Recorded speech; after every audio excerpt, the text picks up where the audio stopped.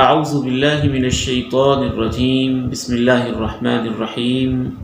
فإن طلقها فلا تحل له من بعد حتى تنكح زوجا غيره فإن طلقها فلا جناح عليهما أن يتراجعا إن ظنا أن يقيما حدود الله وتلك حدود الله يبينها لقوم يعلمون۔ سورہ البقرہ آیت 230۔ اس کے اوپر مفصل گفتگو ہم کر چکے ہیں۔ ایک مسئلہ اس حوالے سے باقی ہے جسے ہمارے ہاں حلالہ کہا جاتا ہے۔ بعض قرآن کو بدلنے والے لوگ اس آیت مبارکہ سے استنباط کرتے ہوئے، ہیلا کرتے ہوئے اور گمراہی پھیلاتے ہوئے حلالہ کو یہاں سے اس آیت سے ثابت کرنے کی کوشش کرتے ہیں۔ پہلے دوبارہ ترجمہ سن لیں، پھر انشاءاللہ ہم اس مسئلہ کے اوپر گفتگو کریں گے۔ فَإِن طَلَّقَهَا فَلَا تَحِلُّ لَهُ مِن بَعْدُ، پس اگر خاوند اسے تیسری طلاق بھی دے دے تو اس کے بعد وہ اس کے لیے حلال نہیں رہے گی، حَتَّى تَنكِحَ زَوْجًا غَيْرَهُ، یہاں تک کہ وہ کسی اور خاوند سے نکاح کرے۔ فَإِن طَلَّقَهَا، پس اگلا خاوند بھی اگر اس کو طلاق دے دے، فَلَا جُنَاحَ عَلَيْهِمَا أَن يَتَرَاجَعَا إِن ظَنَّا أَن يُقِيمَا حُدُودَ اللَّهِ، تو ان دونوں پر کوئی گناہ نہیں ہے اگر وہ آپس میں رجوع کر لیں تو، بشرطے کہ ان کو خیال ہو کہ وہ اللہ کی حدوں کو قائم رکھ سکیں گے۔ وَتِلْكَ حُدُودُ اللَّهِ، یہ اللہ کی حدیں ہیں، يُبَيِّنُهَا لِقَوْمٍ يَعْلَمُونَ، اللہ اسے واضح کر رہا ہے ایسے لوگوں کے لیے جو جانتے ہیں۔ یہ تو میں نے آپ کے سامنے واضح کر دیا تھا کہ اس آیت مبارکہ کا مطلب یہ ہے کہ ایک عورت نے شادی کی، اس کو پہلی طلاق ہو گئی، پھر دوسری ہو گئی، پھر تیسری ہو گئی۔ جب 3 طلاقیں فائنل ہو گئیں، تیسری بھی ہو گئی، تو جو تیسری طلاق ہوتی ہے یہ طلاق بتہ ہوتی ہے، تعلق کو کاٹنے والی ہوتی ہے، بینونہ کبریٰ ہوتی ہے، یہ سپریشن ہوتی ہے۔ اس کے بعد وہ عورت عام حالات میں اپنے خاوند کے لیے حلال نہیں ہو سکتی۔ صرف ایک ہی ایکسیپشنل صورت ہوتی ہے کہ اس عورت نے آگے باقاعدہ نکاح کیا، نکاح شرعی۔ نکاح شرعی یہ ہوتا ہے کہ اس عورت کا ارادہ بھی آباد ہونے کا تھا، اور جس دوسرے خاوند سے اس نے نکاح کیا اس کا ارادہ بھی اسے آباد رکھنے کا تھا، وفا کا تھا، زندگی نبھانے کا تھا، حق مہر طے ہوا تھا، والدین کی، والد محترم کی، ولی کی رضامندی تھی، عورت کی رضامندی تھی، خوشی خوشی آباد ہوئے تھے، 2 گواہ بھی موجود تھے، سنت کے مطابق اس کا اعلان بھی ہوا تھا، پھر ولیمہ بھی ہوا۔ لیکن عورت کسی وجہ سے اگلے خاوند کے ساتھ راضی نہ رہ سکی یا وہ فوت ہو گیا، تو دونوں ہی صورتوں میں فوت ہوا تو اس نے وفات کی عدت گزاری، اگر اگلے خاوند نے طلاق دے دی تو اس نے 3 طہر یا 3 حیض کی عدت گزاری، اور اس کے بعد اس کا پروگرام بن گیا کہ میں پہلے خاوند کے پاس واپس چلی جاتی ہوں، تو اس صورت میں یہ پہلے خاوند کے پاس واپس آ سکتی ہے۔ یہ صورت یہاں پر بیان ہو رہی ہے۔ اگر اس صورت میں یہ پہلے خاوند کے پاس واپس آتی ہے تو اس کا واپس آنا جائز ہوگا۔ اور ایک اور بلکہ اہم بات یہ بھی آپ سمجھ لیجئے کہ اس صورت میں جو پہلے دور کے اندر خاوند نے 3 طلاقیں دی تھیں وہ تینوں طلاقیں ختم ہو چکی ہوں گی۔ اب یہ نیا خاوند دیکھنے کے بعد دوسرے خاوند سے اب پہلے خاوند کے پاس واپس آئے گی تو نئے سرے سے ان کی طلاق کی کاؤنٹنگ اس صورت میں شروع ہو جائے گی۔ یہاں پر بعض لوگ ایک غلطی کرتے ہیں اور اس غلطی کو چھپانے کے لیے اس سے بڑی غلطی کرتے ہیں اور بڑا تباہ کن ماحول پیدا کر دیتے ہیں۔ پہلی غلطی تو یہ کرتے ہیں کہ اگر ایک شخص نے ایک مجلس میں ہی 3 طلاقیں دے دی ہیں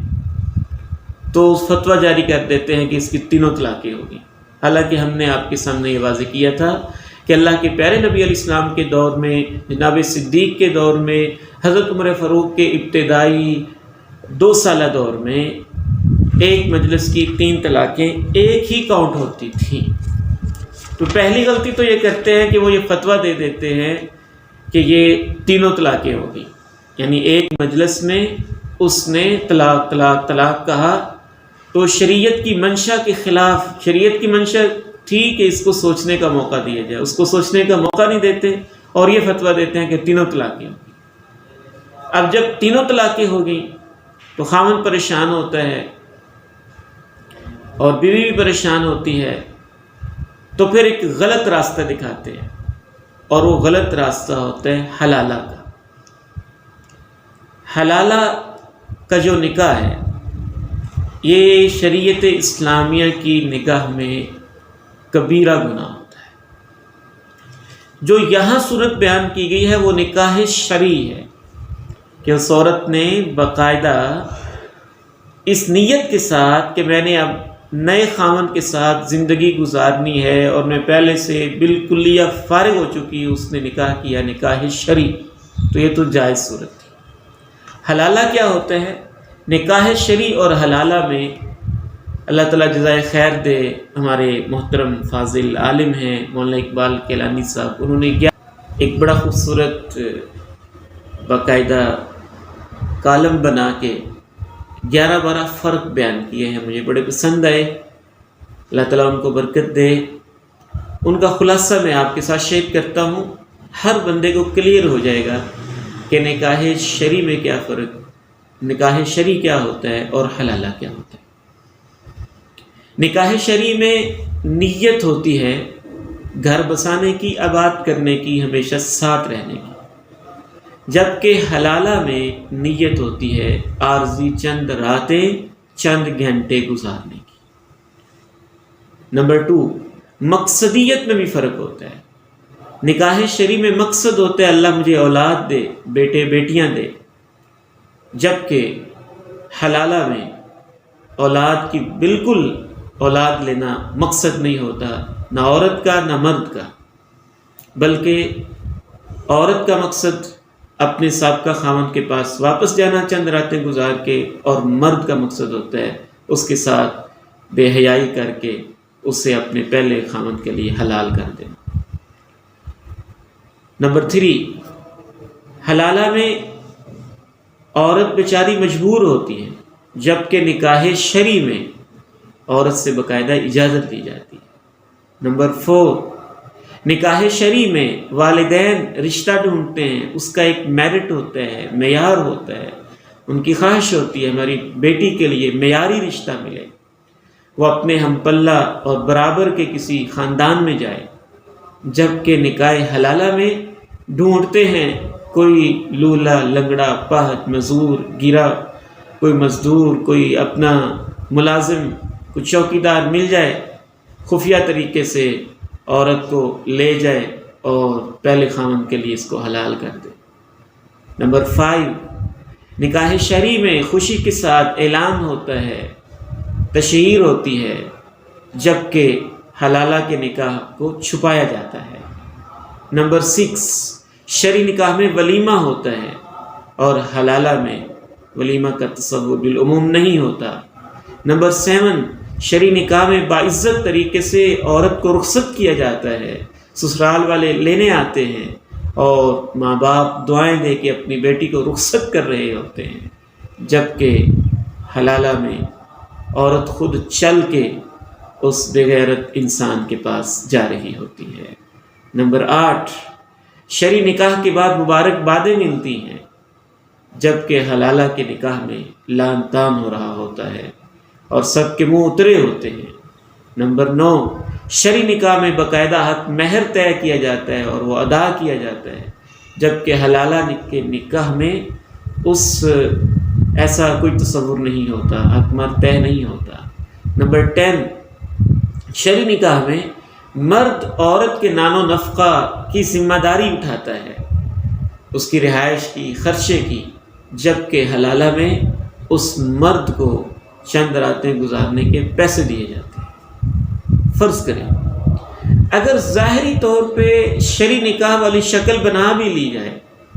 گواہ بھی ہو جائیں، حق مہر بھی ہو جائے، باقی ساری چیزیں ایجاب و قبول بھی ہو جائے، تو شریعت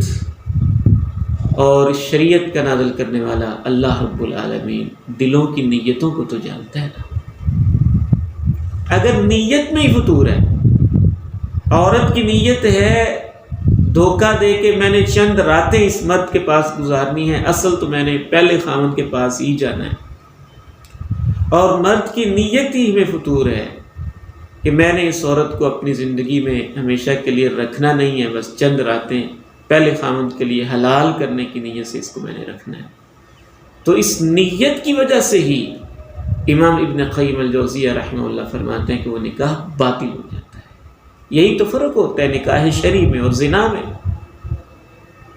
نکاح شرعی میں میاں بیوی تعلق قائم کرتے ہیں، لیکن اس میں ان کی زندگی ہمیشہ ساتھ رہنے کی ہوتی ہے، شرائط پوری کرتے ہیں، آداب بجا لاتے ہیں،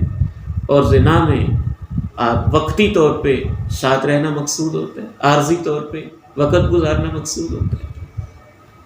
امام ابن کثیر رحمہ اللہ نے اپنی عظیم تفسیر ابن کثیر میں حلالہ کے نکاح میں کیا قباحتیں ہیں اللہ کے پیغمبر کی حدیثیں بیان کی ہیں، ان کا خلاصہ میں آپ کے ساتھ شیئر کرتا ہوں۔ ایک حدیث یہ سن لیجئے، رسول اللہ صلی اللہ علیہ وسلم نے ارشاد فرمایا، لعن اللہ المحلل والمحلل له، اللہ کی لعنت ہے اس شخص پر جو اس نیت سے نکاح کرتا ہے کہ عورت کو اپنے گھر میں لا کے پہلے خاوند کے لیے حلال کر دے، اور اس پہلے خاوند پر بھی اللہ کی لعنت ہے جو عورت کو اس نیت سے کسی دوسرے شخص کے پاس بھیجتا ہے۔ مسند احمد کی حدیث ہے۔ ایک دوسری حدیث رسول اللہ صلی اللہ علیہ وسلم نے، یہ مسند احمد سنن نسائی کی حدیث ہے، بڑے بڑے گناہوں کے ساتھ اس گناہ کا تذکرہ کیا، آکل الربا و موکلہ، سود کھانے والا کھلانے والا، و شاہداہ و کاتبہ، دو اس کے گواہ بننے والے، سود کو لکھنے والا، اذا علموا بہ، جب ان کو پتہ ہو کہ ہم یہ سودی حساب لکھ رہے ہیں، والواصلہ والمستوصلہ، اور وہ عورت جو اپنے بالوں کے ساتھ مصنوعی بال لگاتی ہے دھوکہ دینے کے لیے اور جو لگواتی ہے، ولا بالصدقہ، جو صدقہ میں فرضی زکوٰۃ میں ٹال مٹول کرتا ہے اور اس میں زیادتی سے کام لیتا ہے، والمرتد علی عقبیہ، جو دین کو چھوڑ کے مرتد ہو جاتا ہے، بڑے بڑے گناہ، سود، ارتداد، اس کے ساتھ آپ نے کہا والمحلل والمحلل له، جو حلالہ کرتا ہے اور جو کرواتا ہے، ملعونون علی لسان محمد یوم القیامہ، قیامت کے دن اللہ کے پیارے نبی محمد کریم علیہ السلام کی زبان اقدس سے ان پر لعنت بھیجی جائے گی۔ ایک اور حدیث سماعت کیجیے، حضرت عقبہ بن عامر رضی اللہ تعالیٰ عنہ فرماتے ہیں کہ اللہ کے پیارے نبی علیہ السلام نے ارشاد فرمایا، الا اخبرکم بالتیس المستعار، میں تمہیں بتاؤں اس سانڈے کے بارے میں جس کو عاریتاً ادھار لیا جاتا ہے؟ صحابہ نے کہا بلا، کیوں نہیں، آپ فرمائیے۔ تو آپ نے فرمایا هو المحلل، وہ شخص جو حلالہ کرتا ہے، لعن اللہ المحلل والمحلل له، حلالہ کرنے اور کروانے والے دونوں پہ اللہ کی لعنت ہے۔ ایک اور حدیث بھی سماعت کیجئے، رسول اللہ صلی اللہ علیہ وسلم سے پوچھا گیا حلالہ کے نکاح کے بارے میں، آپ نے ارشاد فرمایا لا، یہ کوئی نکاح نہیں ہے، الا نکاح رغبہ، نکاح وہ ہوتا ہے جو شوق سے آباد کاری کی نیت سے کیا جاتا ہے، لا نکاح دلسا، یہ کوئی نکاح نہیں جو چھپ کے کیا جاتا ہے، خفیہ کیا جاتا ہے، ولا استہزاء بکتاب اللہ، یہ اللہ کی کتاب کے ساتھ مذاق ہوتا ہے۔ کیسے آپ نے ان چیزوں کو امت کے سامنے واضح کیا، اور دکھ ہوتا ہے کہ کیسے انسان اس کاروبار کو اس دور کے اندر بھی ان احادیث کے باوجود چلائے جا رہے ہیں۔ ایک اور حدیث سماعت کیجیے، اس میں تو یہ مسئلہ اور نکھر کے سامنے آ جاتا ہے۔ جناب ابن عمر رضی اللہ تعالی عنہما کے پاس ایک شخص آ کے سوال کرتا ہے ایک آدمی کے بارے میں، اس نے اپنی بیوی کو 3 طلاقیں دی، اس کے بھائی نے کسی خاص اندرونی سازش کے بغیر اس کے ساتھ نکاح کر لی، لیکن اس کے بھائی کی نیت یہ تھی کہ یہ میرے بھائی کے لیے، یعنی عورت اپنے سابقہ خاوند کے لیے حلال ہو جائے، تو کہ اگر اس نے یہ نکاح کیا ہے اور بعد میں اس کو فارغ کر دیتا ہے تو پہلے خاوند کے لیے کیا یہ حلال ہو جائے گی؟ فرمایا لا، بالکل نہیں، بالکل نہیں. الا نکاح رغبہ صرف اس صورت میں حلال ہوگی جب وہ خوشی کے ساتھ، شوق کے ساتھ نکاح کرے اور اس نیت سے کرے کہ میں نے اس کو آباد کرنا ہے، پھر وہ آباد کاری نہ ہوئی ہو اور وہ طلاق دے دے تو اس صورت میں حلال ہوگی. كنا نعد هذا سفاحا على عهد رسول اللہ صلی اللہ علیہ وسلم. اس نیت سے جو نکاح کیا جائے کہ یہ اپنے پہلے خاوند کے لیے حلال ہو جائے. جناب ابن عمر کہتے ہیں اللہ کے نبی کے دور میں ہم اسے نکاح نہیں زنا کہتے تھے، بے حیائی کہتے تھے. ایک اور حدیث بھی سامنے رکھیے. صحابہ کرام اس قسم کی بے غیرتی اور بے حیائی کے بارے میں کس قدر سخت واقع ہوئے تھے. جناب عمر فاروق رضی اللہ تعالی عنہ یہاں تک کہتے تھے اگر میرے پاس کوئی حلالہ کرنے والا جوڑا لایا جائے گا تو میں ان دونوں پہ حد رجم نافذ کروں گا، یعنی ان دونوں کو پتھر مار مار کے ختم کر دوں گا. وہ زانی ہے، بے حیا ہے اور یہ غلط کام کر رہے ہیں. جناب عثمان غنی رضی اللہ تعالیٰ عنہ کو جب پتہ چلتا کسی نے حلالہ کا نکاح کیا ہے تو آپ بھی اپنے دور میں فوراً ان کی سپریشن کروا دیتے اور ان کا نکاح ختم کر دیتے. امام ترمذی رحمہ اللہ نے یہ حلالہ کرنے والے کے اوپر جو لعنت کی روایت ہے اس کو بیان کرنے کے بعد لکھا ہے صحابہ کرام کا، تابعین کا اسی پر عمل ہے. تو اس سے یہ پتہ چلا کہ اس آیت مبارکہ سے جو سورہ بقرہ کی آیت نمبر 230 ہے فَإِن طَلَّقَهَا فَلَا تَحِلُّ لَهُ مِن بَعْدُ حَتَّى تَنكِحَ زَوْجًا غَيْرَهُ. اگر خاوند تیسری طلاق بھی دے دے تو عورت اپنے خاوند کے لیے اس کے بعد حلال نہیں رہے گی جب تک وہ کسی اور خاوند سے نکاح نہ کر لے. اس نکاح سے مراد نکاح شرعی ہے کہ باقاعدہ آباد کاری کی نیت سے نکاح کیا جائے اور پھر بائی چانس آپس میں نباہ نہ ہو سکے اور وہ دوسرا خاوند طلاق دے دے اور عدت گزارے تو عدت گزارنے کے بعد اس کا پروگرام بن جائے کہ میں پہلے خاوند کے پاس چلی جاؤں تو اس صورت میں تو وہ نکاح شرعی ہے اور وہ پہلے خاوند کے لیے حلال ہوگی. لیکن اگر پری پلانڈ یہ منصوبہ ہو، باقاعدہ سوچا سمجھا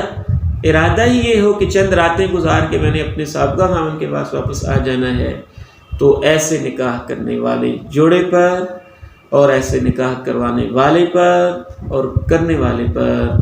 اللہ کی لعنت بھی ہے. یہ جانوروں والا کام بھی ہے، یہ بے حیائی بھی ہے، یہ زنا ہے. اور حضرت عمر فاروق رضی اللہ تعالیٰ عنہ ایسا نکاح کرنے والے جوڑے کو رجم تک کا ارادہ کرتے ہیں. آئیے اللہ تعالیٰ سے دعا کرتے ہیں کہ اس ہیلہ سازی اور تحریف اور قرآن مجید کے معنی کو بدلنا اور بغیرتی والے نکاح سے اللہ تعالیٰ ہماری عزتوں کی حفاظت فرمائے، لوگوں کو صحیح شعور نصیب فرمائے.